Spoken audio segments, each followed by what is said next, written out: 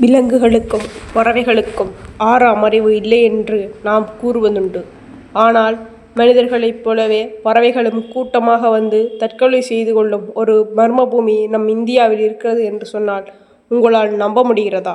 ஆண்டுதோறும் செப்டம்பர் மற்றும் அக்டோபர் மாதங்கள் வந்துவிட்டாலே அந்த கிராமத்திற்கு ஒரு சாபம் வந்தது போல மாறிவிடுகிறது. பனிமூட்டம் நிறைந்த அமாவாசை இரவுகளில் வானத்தில் சுதந்திரமாக பறக்க வேண்டிய நூற்றுக்கணக்கான பறவைகள் ஏதோ ஒரு கண்ணுக்கு தெரியாத சக்தியால் ஈர்க்கப்பட்டு நேராக வந்து தரையிலும் மரங்களிலும் மோதி தங்களின் உயிரை மாய்த்து கொள்கின்றன. இந்தியாவின் வடகிழக்கு மாநிலமான அசாமில் உள்ள ஜாதிங்கா என்ற சிறிய மலை கிராமத்தில்தான் பல தசாப்தங்களாக இந்த திடுக்கிடும் அமானுஷ்யம் நடந்து வருகிறது. அறிவியல் உலகையே தலை சுட்ட வைத்திருக்கும் இந்த பறவைகளின் மர்ம மரணத்திற்கு பின்னால் இருக்கும் உண்மை என்ன? இது இயற்கையின் விதியா, பேய்களின் வேலையா, அல்லது விஞ்ஞானம் கூறும் ரகசியமா? ஜாதிங்கா கிராமத்தின் இந்த மர்மமான பக்கங்களைத்தான் இன்றைய வேதடியில் நாங்கள் அலசப்போகிறோம். முதலாவதாக இந்த விசித்திர கிராமம் எங்குள்ளது என்பதை பார்ப்போம். அசாம் மாநிலத்தின் தெற்கு பகுதியில் உள்ள திமா ஹசாவ் என்ற மலை மாவட்டத்தில் அமைந்துள்ள ஒரு சிறிய அழகான கிராமம்தான் இந்த ஜாதிங்கா. சுற்றிலும் அடர்ந்த காடுகள், உயரமான மலைகள், எப்போது பார்த்தாலும் தவழும் வெண்பனி மேகங்கள் என ஒரு சொர்க்கம் போல காட்சியளிக்கும் இந்த கிராமத்தில் ஜாண்டியா மற்றும் டிமாசா ஆகிய பழங்குடியின மக்கள் வாழ்ந்து வருகிறார்கள். இந்த பறவைகளின் விசித்திரமான மரணம் இன்று நேற்றல்ல, கடந்த 1905ஆம் ஆண்டிலிருந்தே இங்கு பதிவாகி வருகிறது.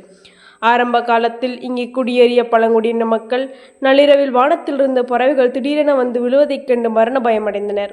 வானத்தில் இருக்கும் ஏதோ ஒரு தீய சக்தி அல்லது பேய்கள் தான் தங்கள் கிராமத்திற்குள் நுழைந்து பறவைகளை தற்கொலை செய்ய வைக்கின்றன என்று அவர்கள் நம்பினார்கள். இந்த பயத்தின் காரணமாக அவர்கள் நள்ளிரவில் வீட்டை விட்டு வெளியே வருவதை தவிர்த்தார்கள்.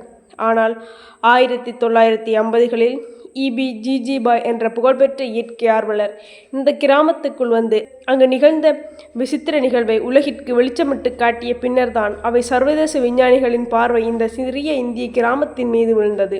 இந்த ஜாதிங்கா கிராமத்தில் பறவைகள் சும்மா எல்லா நாட்களிலும் வந்து விழுவதில்லை. இந்த விசித்திர மரணம் நிகழ்வதற்கு இயற்கை சில கடுமையான விதிகளை வைத்திருக்கிறது.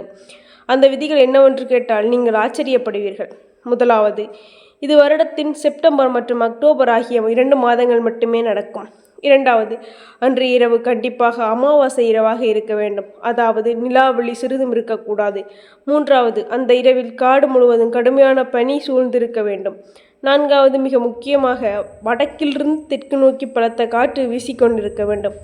இந்த 4 சூழ்நிலைகளும் ஒன்றாக கூடும் ஒரு குறிப்பிட்ட இரவில் நள்ளிரவு 7 மணி முதல் 10 மணிக்குள் இந்த விசித்திரமாக கூத்து அரங்கேறுகிறது.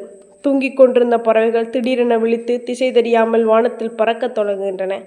அந்த சமயத்தில் கிராம மக்கள் தங்கள் வீடுகளிலோ அல்லது தெருக்களிலோ விளக்குகளை ஏற்றினால் பறவைகள் நேராக அந்த ஒளியை நோக்கி அதிவேகமாக பாய்ந்து வந்து மரங்களிலோ அல்லது வீட்டின் சுவர்களிலோ மோதி கீழே விழுந்து இறந்து விடுகின்றன.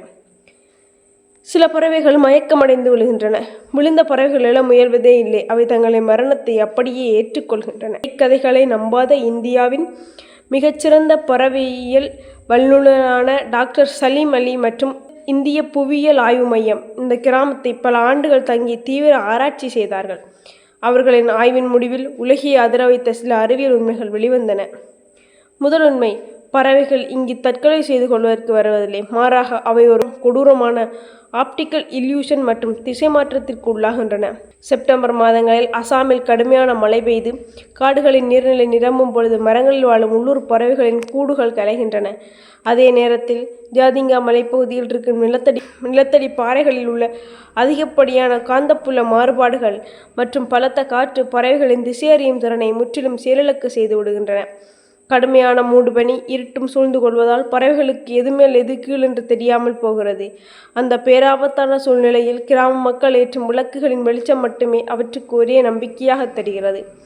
இந்த ஒளியை நோக்கி அவை வேகமாக பறந்து வரும்போது எதிர்பாராத விதமாக மரங்களிலும் கட்டிடங்களிலும் மோதி விபத்துக்குள்ளாகி உயிரிழக்கின்றன. பழங்காலத்தில் கிராம மக்கள் கீழே விழும் பறவைகளை இறைச்சிக்காக பிடித்து சென்ற அவலமும் நடந்தது. ஆனால் அறிவியல் உண்மை தெரிந்த பிறகு அசாம் அரசாங்கமும் இயற்கை ஆர்வலர்களும் இணைந்து மக்களிடம் விழிப்புணர்வை ஏற்படுத்தியுள்ளனர். இப்போது பறவைகள் வரும் காலங்களில் மக்கள் விளக்குகள் வெளிச்சத்தை குறைத்துக் கொள்கின்றனர். இதனால் பறவைகளின் மரணம் இப்போது பெருமளவில் குறைந்துள்ளது. ஜாதிங்கா கிராமம் இன்று ஒரு சிறந்த சுற்றுலா தலமாகவும் மாறி இருக்கிறது. இயற்கையின் விசித்திரமான புவியியல் அமைப்பால் பறவைகளின் வாழ்வாதாரமே ஒரு புதிராக மாறிய இந்த ஜாதிங்கா கிராமத்தை பற்றி நீங்கள் என்ன நினைக்கிறீர்கள்?